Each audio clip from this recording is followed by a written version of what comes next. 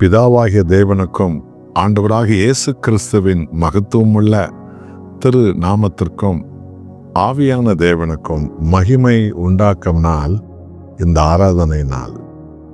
எசேக்கியேல் 20ஆம் அதிகாரத்தில் 12வது வசனம்.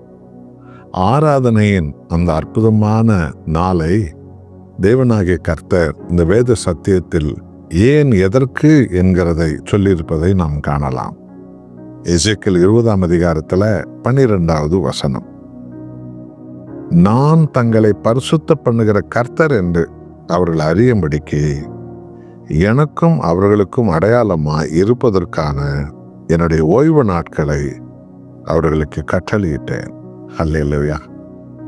ஒவ்வொரு ஞாயிற்றுக்கிழமையும் சர்வலோகத்தை உண்டாக்கிய பிதாவாகிய தேவனை, மனித உடல் எடுத்து வந்த ஒளியின் கடவுள், அக்கினியின் கடவுள், வார்த்தையின் கடவுள், பாவத்தை சுமந்து தீர்த்த ஆண்டவராகிய இயேசுவையும் அற்புதங்களின் தேவனான ஆவியான தேவனையும் ஆராதிக்க நாம் ஞாயிற்றுக்கிழமைகளில் ஆலயங்களில் ஒன்று கூடுகிறோம் உலகமெங்கும். இது கிறிஸ்து இயேசு உயிர்த்தெழுந்த நாள். இதுவே உலகம் முழுவதற்கும் ஓய்வு நாள், தேவனை துதிக்கிற நாள், ஆராதிக்கிற நாள், அவரை மகிமைப்படுத்துகிற நாள். ஆனால் இந்த ஓய்வு நாளில் நாம் ஆராதனைகளை ஏறெடுக்கிறோம், துதி ஜபங்களை ஏறெடுக்கிறோம், மன்றாட்டுக்களை ஏறெடுக்கிறோம், விசுவாசங்களை நாம் அறிக்கையிடுகிறோம், நாம் துதிக்கிறோம், ஆராதிக்கிறோம், காணிக்கை அர்ப்பணிக்கிறோம். இதோ பெரியோர் சிறியோர் குழந்தைகள் என்று எல்லாரும் தேவனை ஆர்ப்பரிக்கிறோம். தேவன் செய்த நன்மைகளுக்கு நன்றி சொல்லுகிறோம். இனி செய்ய போகிற நன்மைகளுக்கு நாம் விண்ணப்பங்களை ஏறெடுக்கிறோம். ஆனால் இவை எல்லாவற்றுக்கும் மேலாக இந்த ஓய்வு நாளில் தேவனாகிய கர்த்தர் அவரை தேடி வரக்கூடிய ஒவ்வொருவருக்கும் ஆண்டவராகிய இயேசு கிறிஸ்துவின் இரத்தத்தால் சகல பாவங்களை கழுவி சுகமாக்கும் அந்த உத்தமமான மறுரூபத்தையும் பரிசுத்த ஆவியினால அந்த பரிசுத்தத்தின் வல்லமையை, அந்த புது பலனை பெற்றுக்கொள்ளக்கூடிய அந்த விசேஷித்த அபிஷேகத்தையும் ஒவ்வொரு ஆராதனையிலும் தேவன் கொடுக்கிறார். ஆகவே அன்பானவர்களே, நான் உங்களை பரிசுத்த பண்ணும் கர்த்தர், ஆகவேதான் ஓய்வு நாளை நான் உங்களுக்கு ஏற்படுத்தினேன் என்று தேவனாகிய கர்த்தர் தன் ஜனத்திற்கு இன்றைக்கும் சொல்லுகிறார். ஆகவே நாம் பாவ சிந்தையோடு போய்விடுவதல்ல ஆராதனை.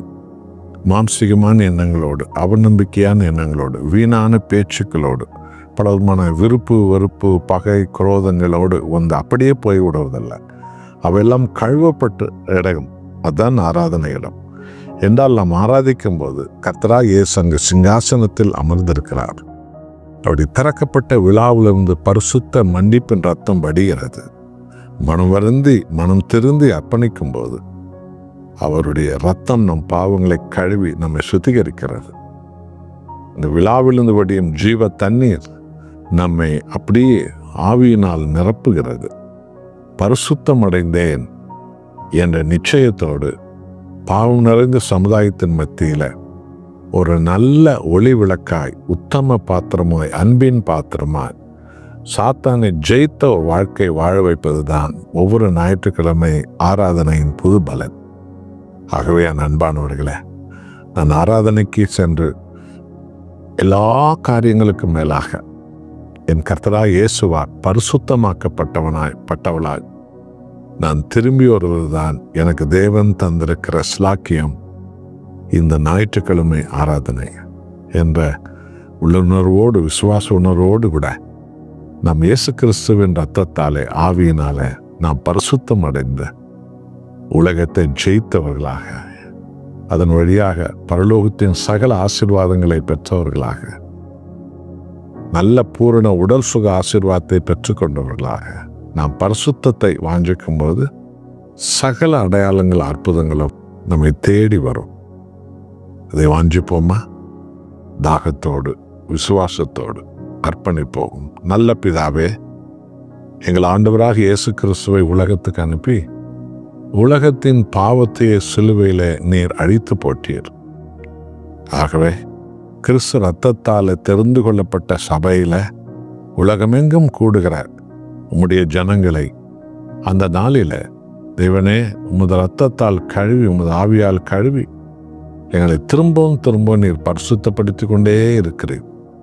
எத்தனையோ நன்மைகள், எத்தனையோ பிரசன்னம், எத்தனையோ விடுதலை, ஆசீர்வாதங்கள் எல்லாம் ஒவ்வொரு ஆராதனைகளையும் கிடைத்தாலும் இவை எல்லாவற்றுக்கும் மேலாக பரிசுத்த முத்திரையை நீர் எங்களுக்கு கொடுக்கிறீர். இதுவே இந்த ஞாயிற்றுக்கிழமை ஆராதனையிலே நீர் எங்களுக்கு தர விசேஷித்த ஒரு அபிஷேகம். இதை வாஞ்சிக்கும்படியான இதயத்தை எல்லோருக்கும் தாரும். உமக்கே மகிமை. இயேசு நாமத்தில் பிதாவே, ஆமென்.